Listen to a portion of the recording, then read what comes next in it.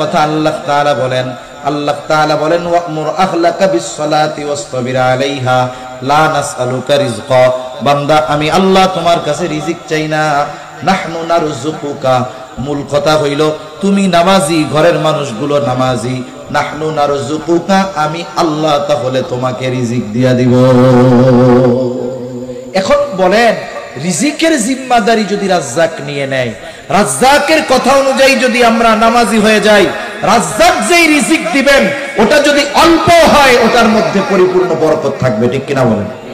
সেজন্য কোয়ান্টিটি এক জিনিস, কোয়ালিটি আর এক জিনিস।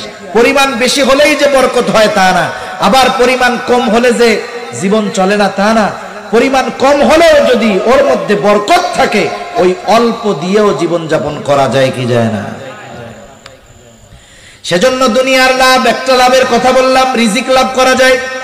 যেই রিজিক উপার্জনের জন্য মানুষ নামাজ পড়ার সময় পায় না, নামাজ পড়লে সেই রিজিক দেওয়ার ওয়াদা যিনি দিলেন তিনি কে? এইবার কিয়ামতের ময়দানে কি হবে? নবীজি বলেন আউয়ালু মা ইউহাসাবু বিহিল আবদু ইয়াউমাল কিয়ামাতিস সালাহ।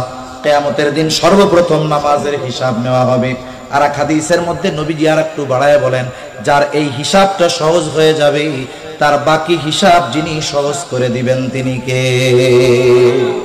দুনিয়ার নিজাম এরকম, যখন দুনিয়ায় কোনো পরীক্ষা হয়, পরীক্ষার একেবারে শেষ সময় শিক্ষকরা ছাত্রদের কিছু স্পেশাল বুদ্ধি দেয়, টিপস দেয়। কি বুদ্ধি দেয়? যে শোনো, তোমরা পরীক্ষার হলে যাবা, প্রশ্নপত্র আসার সাথে সাথেই লেখা শুরু করবা না, আগে প্রশ্নটারে 3 বার পড়বা। কয়বার পড়বা? 3 বার রিভিশন দিবা।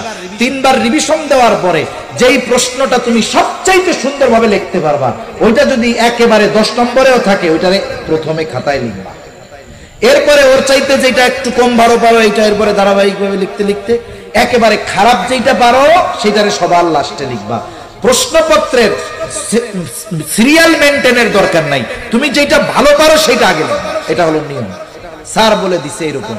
এবার টিচাররা আগে, ছাত্ররা পরীক্ষার হলে গেছে, সবাই একই জিনিস পড়ছে। পরীক্ষার হলে গিয়ে একজন ওস্তাদের কথা শুনছে, সে যেটা ভালো পারে সেটা আগে লেখছে, নির্ভুলভাবে সুন্দরভাবে উত্তর দিছে। এরপরে যেটা কম পারে সেটা এরপরে লেখছে। এরপরে লিখতে লিখতে লাস্টে যেটা মোটামুটি পারে না, ওটার মধ্যে যা মন চায় তাই লেখা দিয়ে চলে আসছে। আরেকজন চিন্তা করছে যে আমি প্রশ্নপত্রের ধারাবাহিকতা মেনটেন করব। এই চিন্তা করে 1 নম্বরে যেই উত্তরটা দিতে গেছে ওইটা সে ভালো মতো পারে না। যেটা আমি ভালো মতো পারি না সেটা বলতে গেলেও ভুল হবে, লিখতে গেলেও ভুল হবে, ঠিক কিনা বলে? এখন সে প্রথম পেজে লেখছে 10 লাইনের মধ্যে 15 জায়গায় কাটাছিড়া, কিন্তু শেষের প্রশ্ন